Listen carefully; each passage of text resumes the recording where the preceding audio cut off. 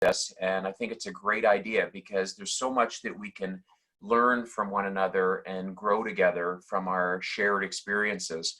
And frankly, I'm not prepared with a formal itinerary. The way I saw this happening is very informally discussing a little bit of my history with Michelle, and then I'll ask her a number of questions. And then that's for the first 10 minutes. And for the second part of the meeting, which will go from 1:40 to 2 o'clock, the floor will be open. So I now can see everybody on the call with my new technology here, thanks to Bruce Haar. And it'll give everyone an opportunity to ask questions and to run like that. So just a quick history. So one of the original salespeople at Harvey Kalles is Eileen Cohen. She used to live on Junewood, very close to where we grew up on Heathcote. And her daughter, Pam Cohen, recommended that I meet a young lady by the name of Michelle Schipper. And I remember we met in the main floor boardroom, and Pam actually joined us, and we, discussed a lot of different things, and I saw a real flair with Michelle and real potential. I believe Pam at the time may have been an agent. Michelle will let you know. Yeah, she's nodding, so she was. So it was just really intriguing because she had such high aspirations as to what she wanted to achieve. And one of them was actually getting into the high end. And that's, as we all know, very, very challenging. It's not easy starting in the industry, and also it's not easy entering the high end. And someone gave me a great saying many years ago in relationship to high-end real estate. If someone trusts you with their home for $5 million, they're going to trust you with their home for $500,000. It just doesn't work the other way around. It doesn't work easily from $500,000 to $5 million. So it's a big jump. It's a big ladder to climb. And Michelle, over her tenure at Harvey Kalles Real Estate, has successfully climbed that ladder. So Michelle, I don't know if you remember the main floor boardroom interview, but we're so happy every time I see Eileen Cohen and her husband and their kids, and every time I see them in Florida, I make sure I tell the waiter to send their bill to our table, because it's the least I can do for one of the great recommendations of all time. So Michelle, let me ask you, when you came into the industry, what industry were you coming from, and how did you choose real estate? Well, first of all, I had my master's degree in social work. Can you hear me okay, by the way? I can. Okay. So I had my master's degree in social work, and I did this, I completed my degree when I was pregnant with my first child, who's now a real estate agent as well with Kalles and my partner. I graduated, and I literally had him a few weeks later. So then I became a stay-at-home mom. My vision was to eventually go into social work and be a social worker, but that didn't end up happening.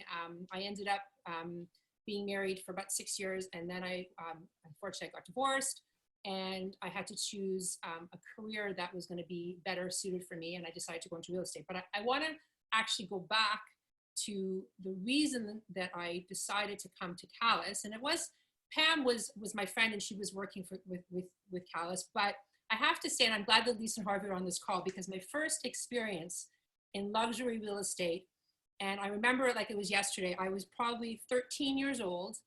My parents were looking to buy their first luxury property themselves, and Elise was the listing agent at number 6 Misty Crescent. I don't know if you probably all know that street very well. And Elise was the listing agent for the Bronfman family at the time. And I remember this little, shy 13-year-old, very awkward little 13-year-old. I remember when Elise walked in the door, I was just in awe of her. I thought, oh my God, who is this woman who's such a classy, elegant woman, dressed to the nines? She just, to me, she was like, honestly, she was like royalty.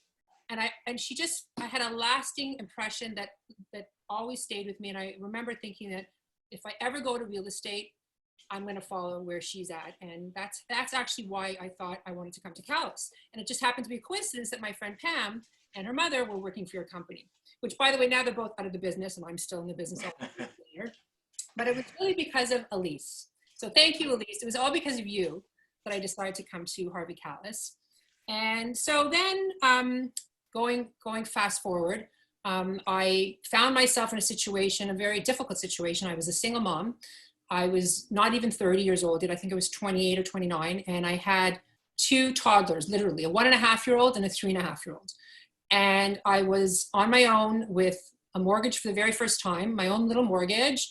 And I was terrified. And I had to really decide what I'm going to do with my life. And I decided to go into real estate. I remember, I remember actually, sorry, some of you people I think are taking the Buffini course. And Buffini said that you have to develop your why.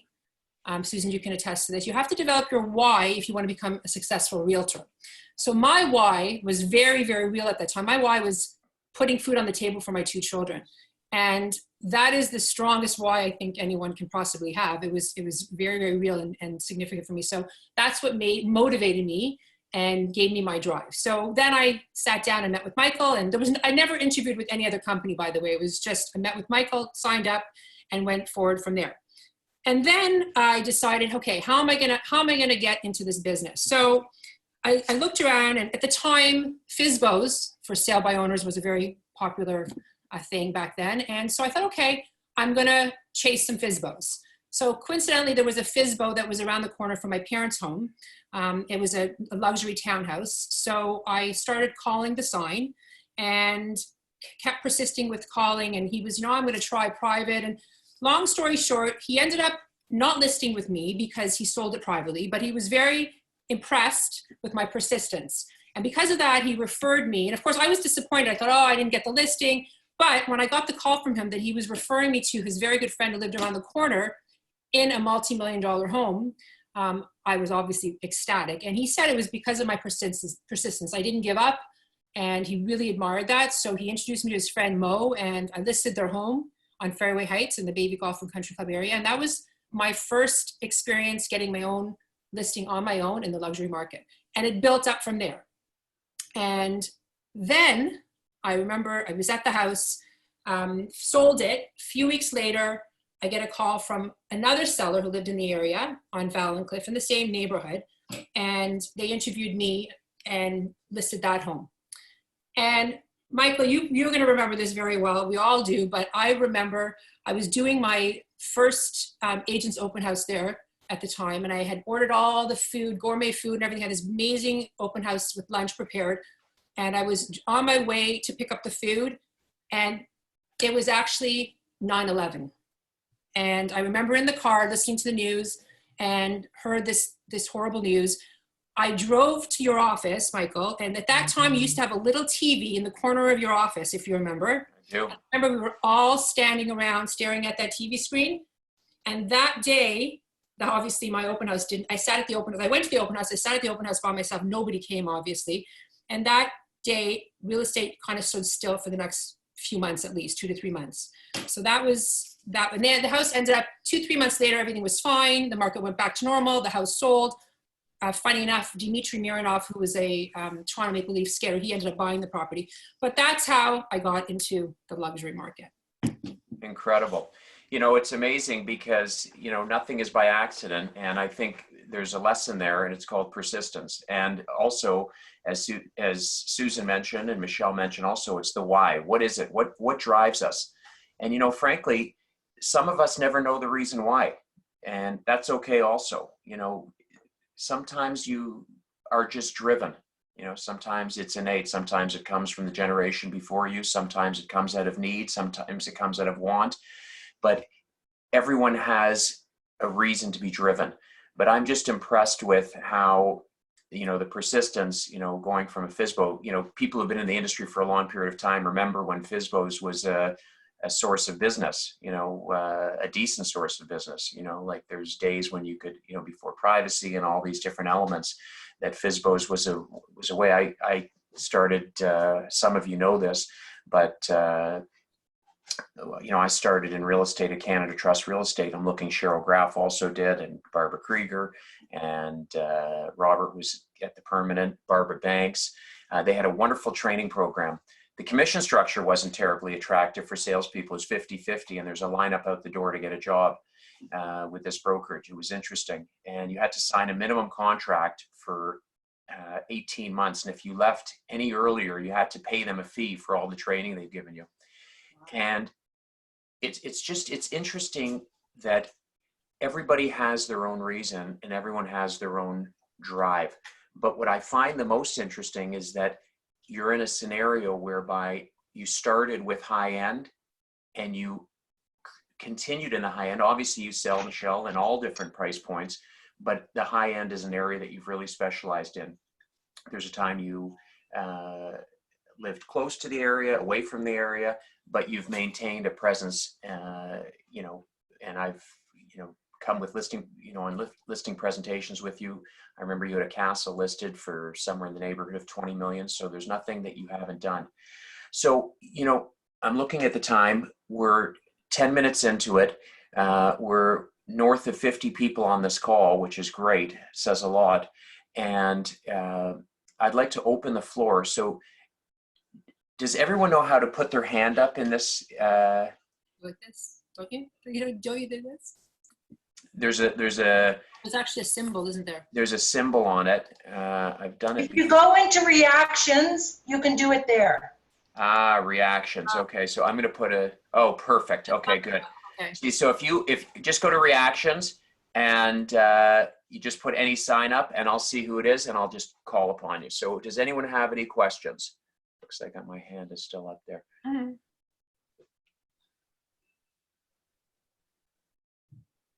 Okay, so why don't we talk? I don't see anyone's hands up unless I'm missing something. Should, you know, Jeremy, let's unmute everyone and just keep it more sort of interactive. If everyone will. Oh, wow. Okay. Challenging. Actually, you know what? Let's go back to muting everyone because there's just too much background noise. Off here. Okay, so let's continue on with that. How was it, Michelle, that I've got a few questions of my own, and Michelle's just has to unmute, but I'll ask the question first. How was it that you had the confidence to meet with people who are in, you know, very high financial brackets, and here you are listing a multi-million-dollar property, new in the industry, without any experience whatsoever, although you were referred, so it was a warm lead. What gave you the confidence to be able to transact in that high price point? Oh, that's a good question. I had to put on a really good front because I wasn't confident. I was very, very nervous. But I did have, luckily, I mean, I did have my education behind me. I took courses I had my BA, my master's degree, and I took courses in negotiation and mediation at the University of Toronto. So I had all those skills. So I wasn't afraid of, I had the education. You know, from my family and experience, I had, you know, I was used to being around business people and talking to people. So I wasn't really scared, but I came in prepared. And what I did was I really believed back then, and I still do, that if you want to be the best, you have to study the best. So I did really study Elise's methodology in terms of what kind of presentation materials did she bring. And that's what I did. I brought the marketing packages, the different catalogs, the different brochures, the feature sheets, and I made sure that I looked at her feature sheets, and I made sure that I did the same type of feature sheets for my listing presentations as well. So I had, when I went in, you know, I would take all those different types of samples, and it was an impressive presentation. So that's excellent. And I think, you know, it's good to remind everyone on the call that everything that Michelle is mentioning is available. If you are looking to utilize marketing material for a high-end listing presentation, you know, if you speak to Janet in Elise's office, I mean, now it's difficult, obviously, but certainly anything can be shipped to you from our offices, but we have everything available and it's there for you. You know, we have affiliations with all of these international organizations. We have the exclusive for Luxury Portfolio. We're members of leading real estate companies of the world. I was just on a call with them earlier this morning. Aventure Realty, FIABC, luxuryrealestate.com, who's who in luxury real estate. And all of these affiliations give you strength because, you know, the potential knock on an independently owned company like Harvey Kalles as well, you know, who are you guys? You know, you're just in Toronto. Well, actually, we can market your property all around the world, every corner of the earth. And if I tell you, just as an example, with Luxury Portfolio, which we have the exclusive in Toronto currently, firstly, it's not only is it a fortune to join, forget that. It's not about that. It's the qualifications and the interview process and what we had to go through. It was 19 years that I applied every year to get the exclusive. It was held by another company. And then we finally had the opportunity and we jumped on it. So these things are available to you. Take advantage of it. And it's not just magazines and high cost advertising. There's a ton of online advertising opportunities.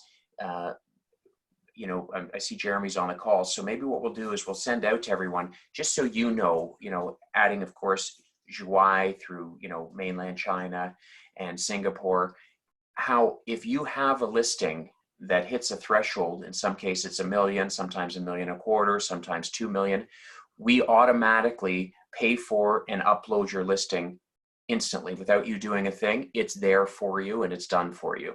So it's good that everyone knows that. So, you know, we talked a little bit about your listing presentation. How did you build, Michelle, on the success that you had? You know, I like the referral business because that, you know, your persistence was admired and they went on to refer you to a friend. How did you continue to leverage your business to gain even greater traction in the real estate industry? Good question. So, you know, obviously that takes time, but the best way to do that is with your performance, your actions. So, and the funny thing is, with this story that I tell you about this house that I had on Fairway Heights that was referred to me, what ended up happening, and this is how I built on my business, the people that bought the house, they came with a cooperating broker. And I'll never forget, I was sitting, the listing was coming to expire and I hadn't sold it yet. And I'd shown it a couple days before the listing was to expire. And I thought, the agent had told me, I think we're going to come back for a second showing. They're quite interested. So I thought, great, you know what, not a big deal. If I have to get the listing extended, I will. I got a call a couple days before it was actually going to expire from the buyers themselves. They called me and they said that, you know, Michelle, we really liked you, because of course I was there for all the showings.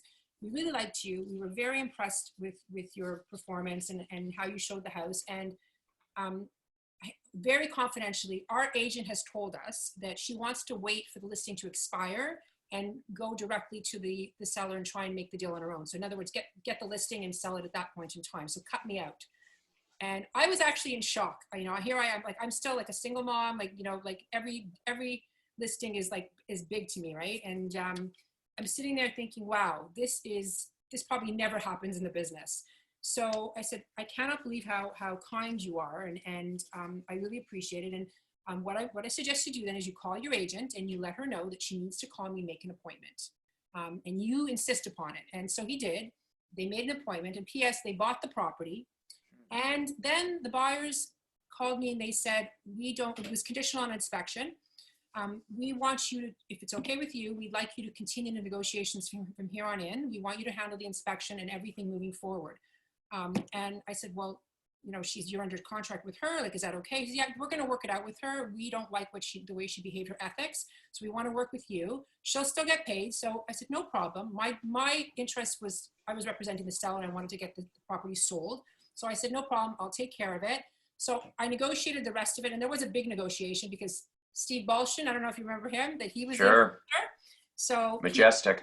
he made a list of about 1,000 things that were wrong with this house that was new, and I had to negotiate it. So they ended up, everything was fine. They closed it. The other agent made her commission, and these people then called me to sell their home, and they became a lifelong client of mine. Wow. So, you know, I sold their multi-million-dollar property, and they referred me business. So everything you do, even though you think that this is not your client, but when you're doing a showing and you're showing your listing, you have an active audience, and those people are watching you, and they're probably comparing you to how their agent works. And you know, how many times have I walked into a showing of my own? I'm showing my listing, and the agent, the cooperative broker, is on the phone. They walking through the house, and they're on the phone talking to someone else when their buyer's there. Like, to me, that's crazy. You know, you're there to do your job and to focus on your client. So it's an opportunity. You're always performing, and you're there to, you're impressing the buyers as well. So you never know when you're going to pick up a client, really. So they became my clients. So that's, and again, my actions, my behavior, my performance, that really impressed them and led to more business. Yeah, it's amazing because I didn't see the story going there. It's a mercenary on the part of the cooperating broker. I thought the story was going to go a little bit differently. I thought, it's one of my favorite sort of instructions in the business where, let's start from the beginning. So, you're working with a buyer and you come across a property that works perfect for your purchaser, and you look online and it's expired. Now, the question is, what do you do? And I always say this to cooperating agents at Kalles. I say the first thing you do is call the previous listing agent. Absolutely. Hi, Sarah. I saw that, the listing at 52 Sonata expired. I've got a buyer who's very interested. Is there a chance you could get me in? Let me ask you a question. Sarah is not new to the game. She knows you could have called the seller direct, and she knows the listing's expired, and she knows that the listing's expired. And the fact that you called her is what I like to call in the business an act of kindness. Now, sometimes acts of kindness cost money. That's why they're acts of kindness, whether it's a donation to charity or something like that. But in this case, actually, it doesn't cost you anything. And I'll explain. Most sellers are also pretty astute. And if you went to them direct, I'm going to give you a short story. They're not going to say, oh, that's great. We'll give you 5%. They're going to say, well, look, I don't have a listing agent, so you get 2.5%. So actually, you calling Sarah is not going to cost you anything. It's going to make you a friend for life in the industry. And as Elise always says, that your reputation with fellow salespeople in the industry is as important as your relationship with your own clients. So, I'm sorry I went off topic a little bit there, but, Michelle gave me the opening because it's so crucial that we do the right things. So people always say, Toronto's a big city, but it's a small city. People know, and you can imagine how Sarah would have felt if she speaks to her seller, 2 weeks later, oh, we're thinking about bringing it back to market. And seller says, sorry, you know what, an agent at Kalles approached me direct, and it's been sold firm. So it's just a good lesson for all of us, and I think most of us know it, but it never harms to hear it again. So I'm looking around to see, I think I want to just Jan Jan, please, the floor is yours. Jan, you're on mute, so you just have to unmute yourself and then go right ahead. Can you hear me okay? Yeah, perfect. So I'm a big fan of Michelle's, but I wanted to ask her, Michelle was one of the first people who invited me when I started with Kalles to who she brought me in and showed her how she worked. It blew my mind how generous she was. So I wanted to first of all compliment you. And for years now that I've been with Kalles, her and her family have been like unreasonably kind and generous with their time and advice. And when the occasional listing that I have in our area, Michelle is always there, always just like a blessing. So I wanted to compliment you without making you blush too much. I wanted to ask Michelle, partnership. I know it's always been a difficulty of mine. I always look for answers, which I cannot find. It's one of the hardest things. I know that you've had a few efforts, a few attempts. Can you speak to your experience with trying to work with other agents, close or new agents? Can you speak to any of your experiences, and maybe you might have some advice for us on that? Well, I have to say that from the day that I came to Kalles, I always had the attitude of being always willing to help any Kalles agent, any new agent that came to ask me for help. I was always willing to help because I always believe that we have so much to share and offer, and that's just my nature, a very giving nature. And so there's been many people over the years at Kalles that have come to me, and I've been, you yourself in one of them, that I've been willing to help. And it's all been a very positive experience. Some agents, like I started off early on in the business, I started with a sort of partnership with David Zakin. He's no longer with Kalles. He left many, many years ago. He moved, I think, to Russia. We had an interesting partnership going on there for a while. Marissa Liederman actually came to Kalles because of me. She actually came to work with me for a while as sort of an assistant, and eventually she went off on her own, and she's doing very, very well on her own. And I've really enjoyed, I have to say, like now my son is my partner, and that's it. He's the best partner I could ever ask for. Who better than your own child to work with? I really have always enjoyed working with different people at Kalles. So I've worked with Elise, and I've worked with many other agents in the office, and I love having that opportunity. There's many times I've had co-listings with other agents in the office, and I really admire that. I love to do that because every experience is different, and working with every different agent is different. So that's been fabulous, and I will continue to do that because I love it.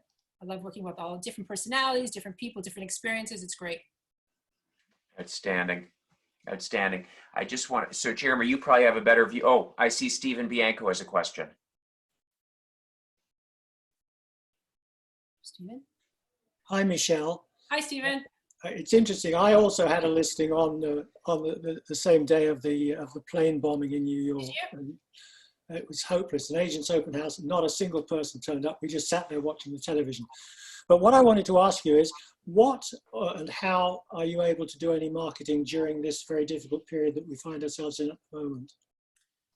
So I'm doing a lot of very sort of low key, not as, I have to say, I mean, I'm following a lot of the agents that are doing some much more aggressive type marketing.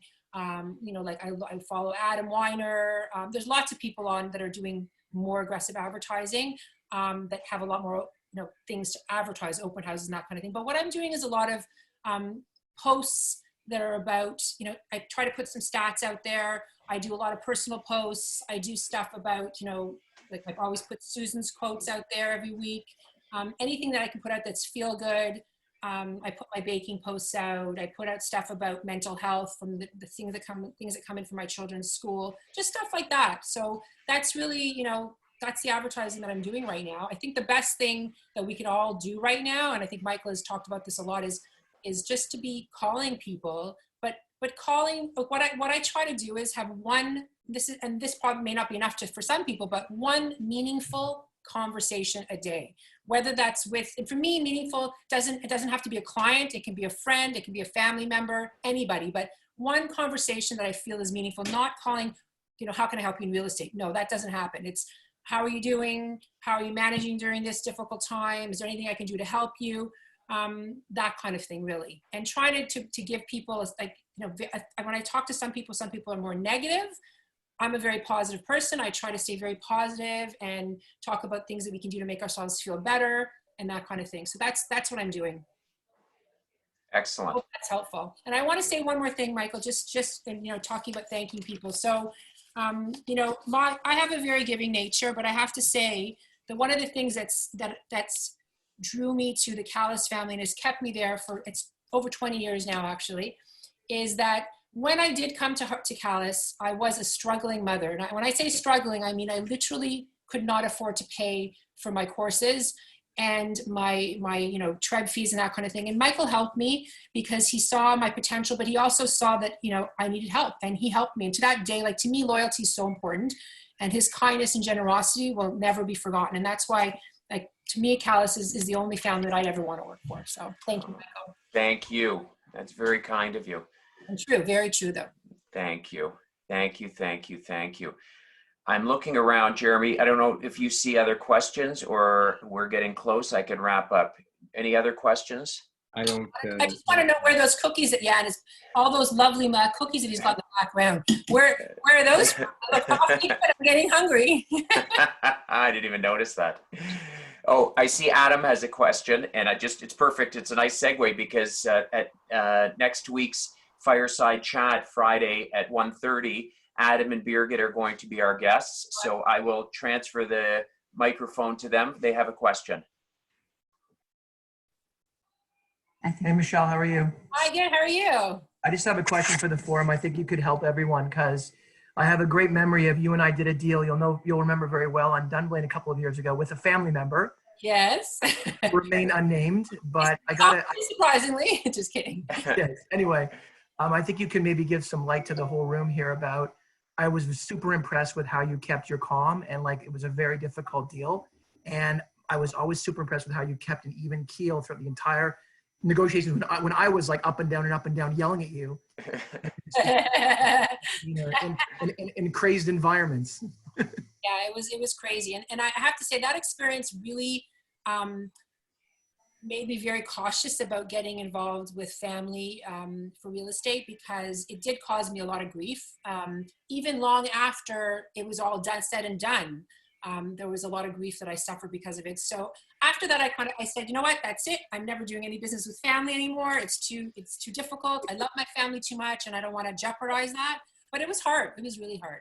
But I'm not the yelling type. I'm not the kind of person that gets heated. Like, I mean, I may get emotional, but I'm not the yelling type, and I try to stay calm. I think remaining calm in these situations is the best thing to do. So, but it was hard. It was definitely very hard.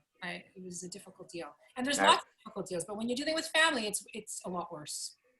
It's coming back to me. I remember sitting in that family room with Michelle and by the speaking way, Mike, that's another thing that I have to say, that your support, like for me, getting in the doors with some of these, to get myself some of these high-end listings, you were always, whenever I called you to say, Mike, you know what, I need you to come sit down with these sellers, you were always there. So I think that I don't think very many companies, if you ask the CEO of the company to come and sit with you at a presentation, they're going to be necessarily willing to do that. So kudos to you, and thank you. That's you've always been available. So thank you. God willing, I hope I always will be able to be. Anyway, I'm looking at the time. It's perfect time to shut it down. I want to take a moment, to thank Michelle. She is a consummate professional as a realtor, but just a tremendous human being, a tremendous person. I think we've seen today that, 50% of the time we've been talking about real estate, and 50% of the time we've been hearing from people whose lives she's touched. And I think that's even greater than any real estate accomplishment.